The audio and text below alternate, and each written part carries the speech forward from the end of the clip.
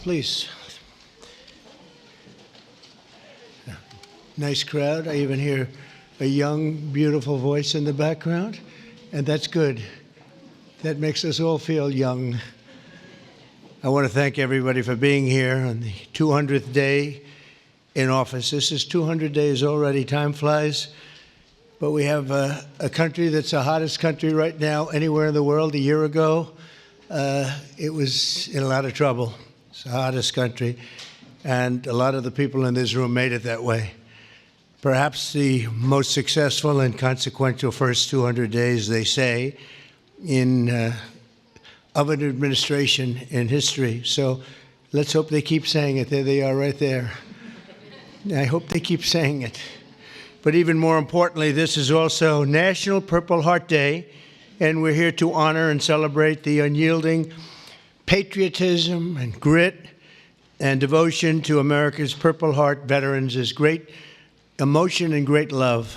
The Purple Heart dates back to August 7th, 1782. That's a long time, when General George Washington awarded a heart-shaped purple cloth to 3 soldiers for outstanding gallantry and service in battle.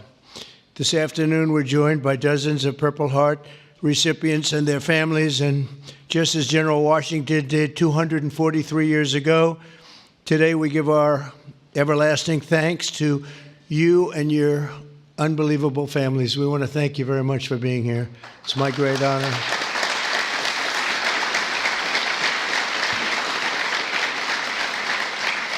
We're also joined by American patriots who love our military and our veterans, including Secretary of Defense Pete Hegseth. You're doing a great job, Pete. Thank you. We're working hard together. Secretary of Veterans Affairs with 92% approval rating, I hear. That's a record. Doug Collins. Thank you very much, Doug. The Director of National Intelligence, Tulsi Gabbard. She's got a lot of interesting things happening in the last 2 months. A lot of interest. Keep it coming, Tulsi. Keep it coming. Chairman of the Joint Chiefs of Staff, General Dan Caine, my friend, who I knew a long time ago. He got rid of ISIS in record time. They said it was going to take 4 to 5 years. He did it in 4 weeks. That's when I said, if I get into this again, I'm going to make him the chairman of the Joint Chiefs, and that's what happened. Great job, and he did an incredible job in Iran. I want to thank you very much. Great job, General.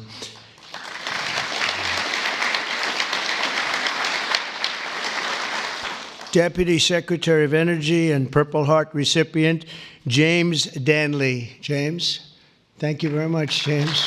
Great job. And we have a Medal of Honor recipient, Captain Paris Davis. Thank you. Where are you? Where might he be? Oh, look at you. You're better looking than I am, I'll tell you that. Thank you very much. Thank you very much. We're also joined by the Marine Corps veteran who co-managed my 2024 campaign, a fantastic talent in many ways after he was wounded in battle for our country in Operation Desert Storm, Chris LaCivetta. So where is Chris? Where is Chris? Chris, stand up, Chris. With your beautiful daughter, Victoria. Thank you very much for being with your father. It's very nice. Every Purple Heart tells a story of courage, sacrifice, and purpose. It speaks of a price paid for the soldier beside you, the country behind you, and the generations of Americans yet to come. And we have some great generations to follow. It's going to happen. Those who wear this medal ran into bullets, faced ferocious bombs, and shed their blood on the field of battle. We will never forget what they did. We will always use them as an example of bravery and courage and strength. And we will also always think, when we look at them, of our great American flag. We want our great American flag to be strong, and it's stronger than ever. Since day one, my administration has used every power we have to fight for those who have fought for America. In 6 months, we have reduced the backlog of veterans' waitings And that waiting list was very long, Doug, wasn't it, huh? For the benefits, and it's 37%. So it's just, is that all you did, Doug? 37? I don't know, huh? That's incredible, actually. You're getting tremendous marks, and we appreciate it very much. We processed more than 2 million disability benefit claims this fiscal year, on track for the most ever. In fact, not even close. We're slashing wait times at the VA medical centers, and we're bringing back VA choice and VA accountability. As you know, we had it, and then the previous administration, let's go with the Biden administration, they decided to get rid of it. And you know, choice is where if you wait in line for an extended period or you're not going to see a doctor for a while, you have the right to go out and get a doctor, and we'll pay for it, and you get yourself all fixed up real fast. You don't have to wait 6 weeks, 8 weeks, months like they were doing. And VA accountability, I'm very proud of those. We got them passed. Actually, Doug, you were a member of Congress when we did. You helped us a lot. But we got them passed in the legislature, so they're with us forever. And yet Biden found a way to not use them. But VA accountability, that's when we have bad people in the Veterans Association that were taking advantage of people, hurting people, and they weren't in prime time. In prime time, they wouldn't have touched them, but they weren't quite in prime time, and they were doing bad things. They were sadists, they were thieves, and some bad people. We had 9,000 of them. We fired every one of them, and it was a great thing. And then he put some of those people back. I don't know why they did that, but they did it. But we got them out again, I think, Doug, right? So it's good. So we had VA choice, VA accountability, something we're very proud of. I'm also working to keep my promise to end veterans' homelessness in America. In May, I signed an executive order to open the National Center for Warrior Independence in Los Angeles, California, which will house up to 6,000 homeless vets. It's going to be beautiful.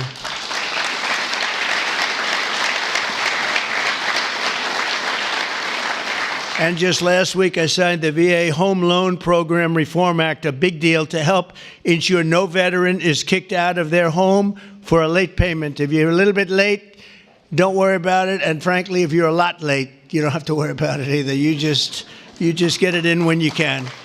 Get it in when you can. And America's veterans have done their duty for us, and under the Trump administration, we are doing our duty for you, okay? That's the way it's supposed to be. One of our brave soldiers with us today is Army Veteran Specialist Kevin Jensen. In 2008, Specialist Jensen was a gunner in a Humvee racing to support a platoon ambushed by the Taliban in Afghanistan. His vehicle was hit by a roadside bomb, flew 10 feet. He flew 10 feet up into the air and exploded in flames. The whole place was on flames, including, unfortunately, Kevin.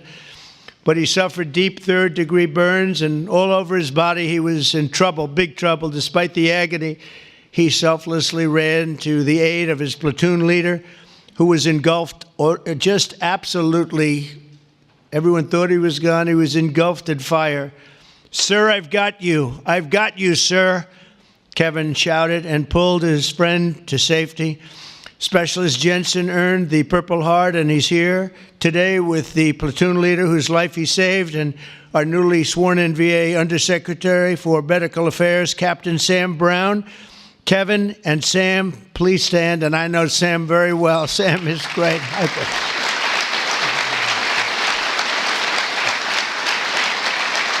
What a combination. He's okay, right?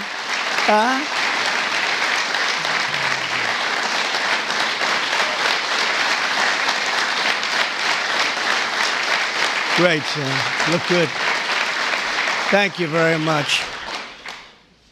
You did a great thing, because I got to know him and his really beautiful wife. You know, you're not allowed to say beautiful anymore. It's political suicide, they say. But I'll say it anyway. And the most beautiful family you've ever seen. And I just want to thank you for having done, and you for your great bravery. It's really great. Thank you both for being here. Appreciate it. Thank you.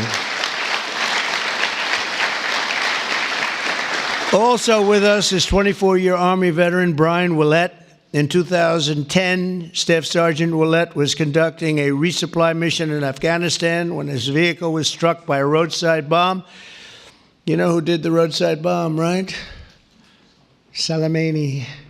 Where is he? Where is he? Where is Soleimani? He did. He was the father of the roadside bomb. They say 92% of the people who got either killed or badly hurt, it was Soleimani. He was the one that did it more than anybody else by far. Leaving this person very seriously injured. 7 months later, Brian's teenage son, Private Kevin Willett, who was also deployed to Afghanistan, was standing guard when insurgent forces attacked with heavy fire. The grenade knocked him out and knocked him right to the ground. He was in big trouble, but Kevin rose to his feet and successfully repulsed the attack on his camp, earning both the Purple Heart and Bronze Star for valor. And I'd like to ask Brian and Kevin to please stand wherever you may be. Hi. How are you? How are you? Good job. Good job. Two great people. I would say these are different types, right? These are different types, right? But same blood. That's all we care. It's very good. You both look great. Thank you both very much. Appreciate it. We're also joined by Marine Corps veteran Staff Sergeant Thomas Mateo, wounded 6 times during 2 tours in Vietnam. At the end of his first tour, shrapnel sliced open his abdomen and he was left bleeding, and they thought he was gone. He was on the jungle floor for a long period of time, but he recovered and chose to go back and fight. Thomas later continued to protect our citizens as police chief of Hialeah Gardens and Inverness. That's 2 good places. We love those places. We love Florida. Every time I ran there, I won, so I got to love it, right? Set records. We have the all-time record, Thomas, and he was one of the very rare 6-time recipients of the Purple Heart. Boy, you got hit. Where's Thomas? 6 times. You got to be kidding. That's pretty tough stuff. And look at you. You look fantastic. So did it have any negative impact on you, would you say, now that you're recovered, fully recovered, would you say? Do you get any extra aches and pains or anything? 2 prosthetic knees, sir. That's it. That's called an ache and a pain. That's right. I know. I have the whole list. It's amazing, and you look great. Thank you very much. That's some list. Thank you. It's amazing. Amazing. Last year, after an assassin tried to take my life in Butler, Pennsylvania, Thomas generously mailed me one of his Purple Hearts. Many of the other veterans showed me the same unbelievable gesture of kindness, including 3-time Purple Heart recipient John Ford and Gerald Enter Jr., who also came along with us and did us a great, great favor. Gerald, John, and Thomas, I want to thank you very much. What a great honor to get those Purple Hearts. I guess in a certain way it wasn't that easy for me either when you think of it, but you went through a lot more than I did, and I appreciate it all very much. Thank you. Thank you. Where are you? Stand up, please. Please. Thank you very much. Thank you very much. Thank you. Thank you. Great. That was someday. That was someday we had together, though, huh? That was someday we had together. Thank you both very much. Thank you all. From the very beginning, our nation's fate has depended on heroes like those in the room who placed their bodies between the enemy fire and really that fire and the American freedom that we all love so much. Because of their sacrifice today, our flag is still waving proudly, and our freedom is still safe and secure, and our future is looking brighter and greater than ever. Our country is doing really well. We're very proud of our country. We had that mission. I watched those B-2 bombers with those pilots. We had them in the Oval Office celebrating their incredible bravery and talent, pure talent. Every single bomb hit its mark perfectly. And then we had Tomahawks coming in, 30 of them coming in from submarines that were 300 miles away. They all hit their mark, too. Look at this smile on you. You think that's your boy. Hey, look at this smile. But it's pretty good, right? Pretty good. We had them and we celebrated all together. We actually had 52 tankers. Can you imagine? We had a lot of the people over to the White House, to the gardens, and it was an incredible day. It was a day of celebration. They've been looking to do that for 22 years. One of the pilots came up and said to me, we've been waiting for 22 years, my predecessors, because he was a young guy, but he said, we've been practicing this 3 times a year for 22 years. Who knew that, Pete? And I said, you mean you knew exactly what to do? He said, every single year, 3 times a year, we'd practice for that specific event. And you were the one that had the guts to do it, send us on our way. And I said, were you happy or unhappy about the fact that I said, he said, we couldn't get into the planes fast enough, right? And he said, well, you guys are different, but they're really talented people and special. We've had some incredible success. But I want to give a very special thanks to all of the Purple Heart recipients that are with us today and all over the country and all over the world, frankly. And I'll now sign the proclamation officially declaring this as National Purple Heart Day. Very special day. Thank you very much, everybody. Thank you. Thank you.